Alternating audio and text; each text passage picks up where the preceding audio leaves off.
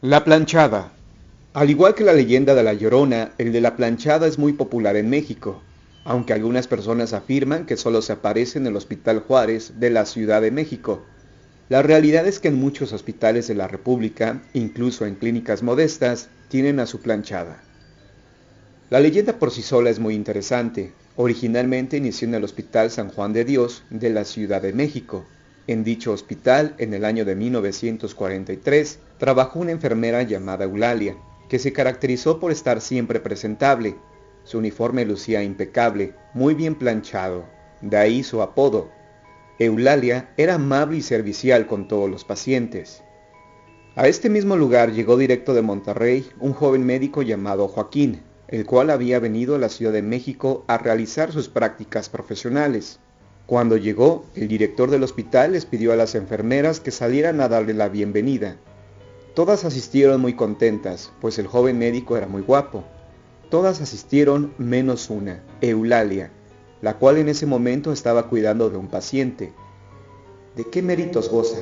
Primero están los enfermos, pensó ella.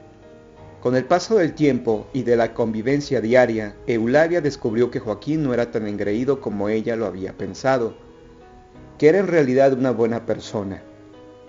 Lo cierto es que Eulalia de él se había enamorado, pues Joaquín era guapo y todo un caballero. Eulalia y Joaquín se hicieron novios, y su romance fue tan inesperado que ellos quisieron mantenerlo oculto, pues si los demás se enteraban, seguramente comenzarían a criticarlos y a inventar chismes.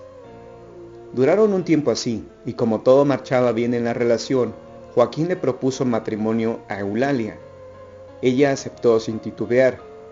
El joven doctor le pidió a la enfermera que lo esperara solo 6 meses, pues tenía que regresar a Monterrey para tomar un curso de medicina, que en cuanto él volviera, era para casarse con ella.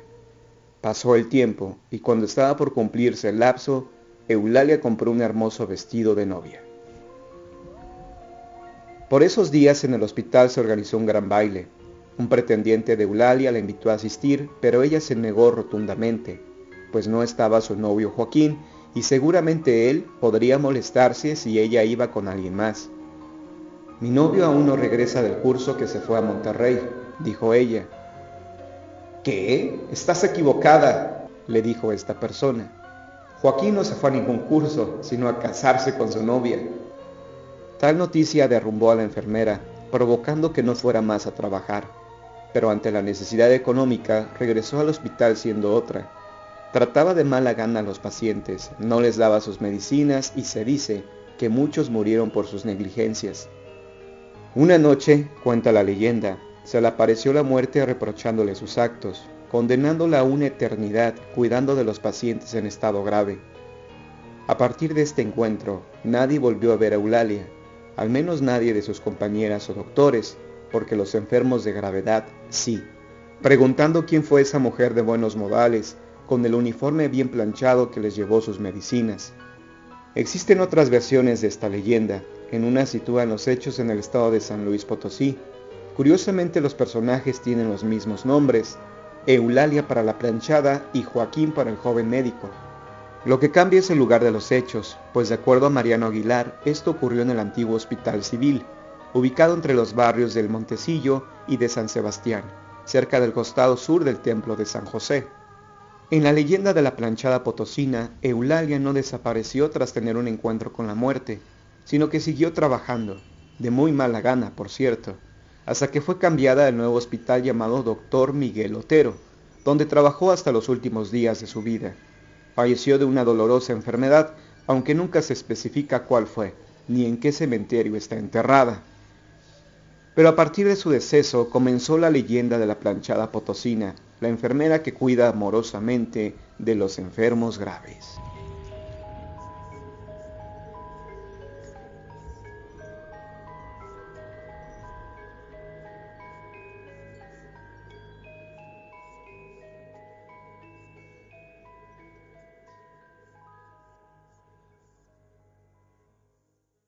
Diez leyendas de terror de Perú.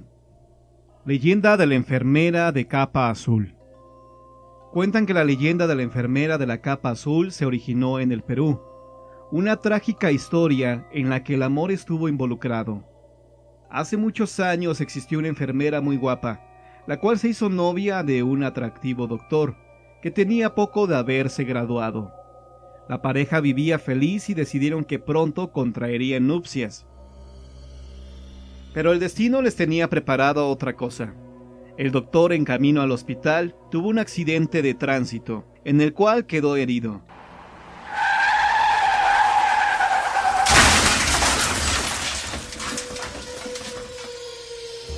Lo llevaron rápidamente al hospital donde trabajaba, pero solo llegó a las manos de su amada para morir.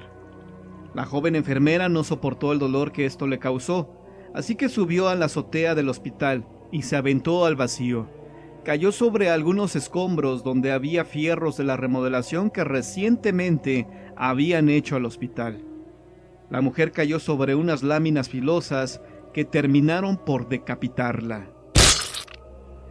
Desde ese día se ve en los pasillos del hospital a una enfermera que cuida a todos los pacientes heridos que llegan de accidentes viales, y se dice que los cuida cuando las enfermeras no están en su ronda.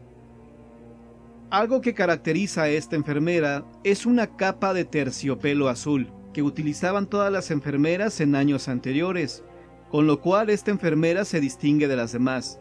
Se dice que todos los que son visitados por el alma en pena de esta enfermera se salvan, algo que en vida no pudo hacer por su difunto prometido. La leyenda de la enfermera de capa azul sigue más vigente que nunca, siendo parte del folclore del país andino, con lo que en parte de las costumbres de ese país ha llegado a todas partes de habla hispana, como una historia de tragedia y amor entre dos personas que se amaban. Hospitales embrujados en Inglaterra. El periodista inglés Lawrence Dobson investigó 3 hospitales en su país donde se registraron sucesos paranormales. En uno de estos, en el hospital de la Universidad de Londres, se aparece el fantasma de una enfermera que en vida se llamó Elizabeth George. Ella se suicidó en 1885 porque la atormentaba el remordimiento de haber asesinado accidentalmente a uno de los pacientes cuando le inyectó una dosis fatal de morfina. A partir de ese momento, personal del hospital la ha visto siempre al lado de los pacientes que van a recibir una inyección, tal vez para cuidar que las enfermeras no incurran en el mismo error. Este caso, sin duda, nos recuerda el de la planchada, y aunque algunos investigadores afirmen que el espectro de Eulalia se aparece en el Hospital Juárez de la Ciudad de México, es evidente que cada hospital o clínica, por más modesta que sea, puede albergar a sus propios espectros. Retomando los casos investigados por Lawrence Dobson, encontramos otro registrado en 1954, pero este en el Hospital de Londres. Una enfermera le platicó a Dobson que fue testigo de cómo una paciente hablaba con un señor de avanzada edad y con una joven de aproximadamente 30 años de edad. La enfermera los vio algo raros, pero nunca se imaginó que fueran en realidad unos espectros, hasta que la paciente, que padecía cáncer, le dijo que había recibido la visita de su esposo y su hija fallecidos para que se fuera con ellos. Breves momentos después, la señora murió. El último caso que investigó el periodista inglés les ocurrió a 2 enfermeras del Hospital General Septon de Liverpool en 1979. Ellas comenzaron su turno de la noche y su jefa no llegaba. A los pocos minutos la vieron y ésta les hizo la seña de que guardaran silencio. Les dijo que iba a otra sala. Unas horas después se enteraron que su jefa no se había presentado a trabajar porque había muerto en un accidente automovilístico mientras se dirigía al hospital. Misteriosas apariciones en el hospital. En el hospital al que llamaremos cariñosamente de Santa Prisca, y el cual está situado justamente a un lado de la morgue de aquella ciudad en Colima, solo se oían susurrar aquellos lamentos de los familiares que van a reconocer los cuerpos de los que un día fueron sus seres queridos. Nunca había ocurrido algo extraordinario, aparte de los ruidos comunes que los cuerpos hacen en los refrigeradores, a causa de la descomposición orgánica, pero nunca uno de ellos se había escuchado hasta el hospital. Aquel día 21 de noviembre, al caer la noche, el personal que trabajaba en horas nocturnas se preparaba tomando un poco de café, especialmente aquella enfermera a la que llamaremos solo Ana, quien era la encargada de la sala de terapia intensiva ubicada en el primer piso del edificio. La bella Ana recuerda perfectamente que faltando 5 minutos para que dieran las 2 de la madrugada, se encontraba llenando el reporte del estado de los pacientes. Justo en esos instantes, sintió una pesadez repentina que invadía el ambiente. El cuerpo de la enfermera quedó completamente paralizado y tratando de volver su mirada hacia la puerta, vio claramente cómo un hombre lo suficientemente alto se encontraba justo a sus espaldas. Aquel ser tenía una particularidad: no tenía cabeza.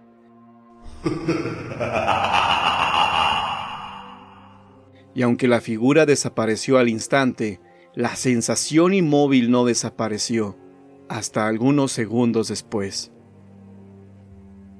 Como era de suponerse, Ana cuenta que bajó de inmediato hasta la recepción, y sin palabras, se quedó resguardada en el sillón que está justo al recibidor. Momentos más tarde sus compañeras miraban la escena sin poder comprender lo que Ana relató.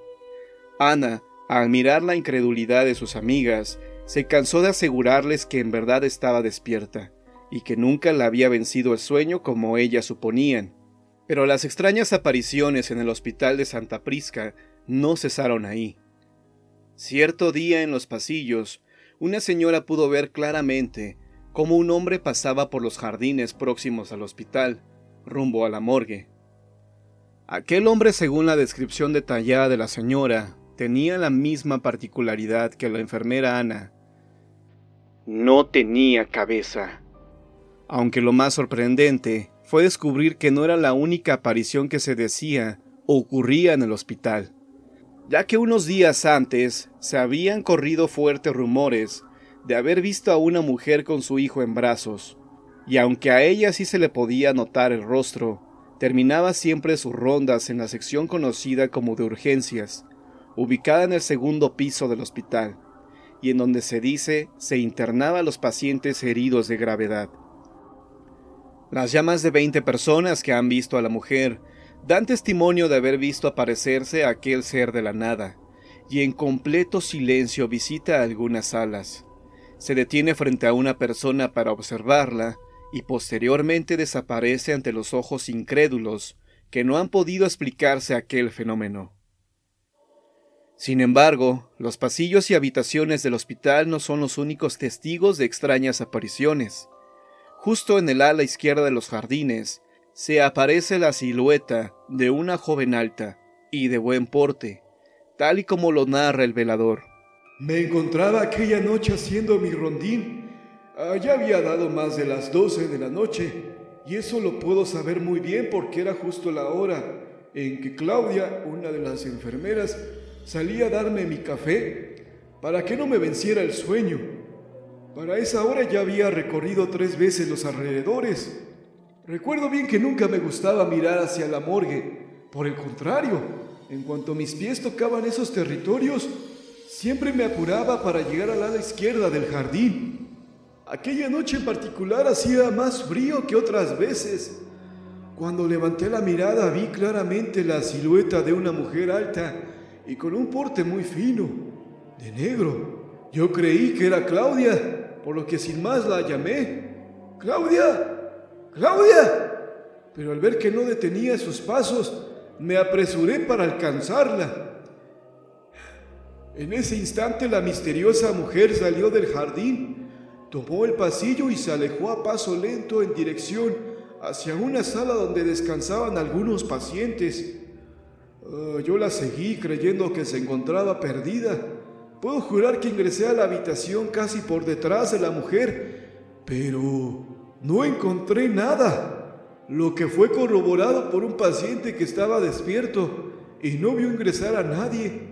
Desde entonces, vea lo que vea, ya no sigo a las personas que no responden ante mi llamado, y eso sí, les pido que me digan su nombre. Como era de suponerse, desde aquella noche el viejo velador ya no ha podido ser el mismo, y según nos cuenta ha querido abandonar su trabajo, pero debido a su avanzada edad no lo puede hacer, teniendo que aguantarse el miedo que lo invade en cuanto llega la noche. Hoy en día, son innumerables las personas que han descrito las apariciones de la fina dama de negro, quien noche tras noche deambula por los jardines para terminar en un cuarto del hospital. Y aunque para la mayoría de las personas que trabajan en el hospital de Santa Prisca, estas apariciones ya forman parte de la vida cotidiana, dentro de aquella edificación. Para los pacientes, sí es un factor a tomar en cuenta antes de ir a consultarse en aquel lugar, donde se dice, rondan ánimas en pena.